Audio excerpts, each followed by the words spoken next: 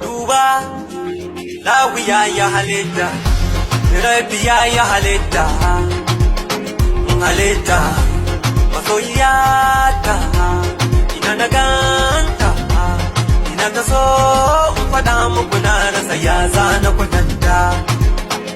Halitta, Allah ya halitta. Abokina yanayi gamo da kyakkyawa, inda ka kallon fuskarta ka ji san tare yayi min kawa. Ko cikin dubun mata ita zan nuna ta da ragowa.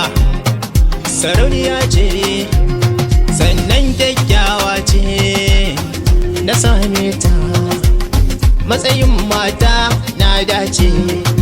Yan mata kun ganta, ku dube ta, dawa kalar shiga gaban mota ce.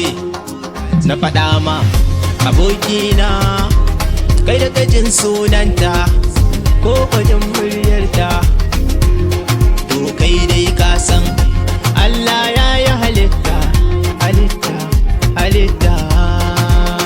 Na gode ma aboki, na gode ma halitta, Allah ya halitta.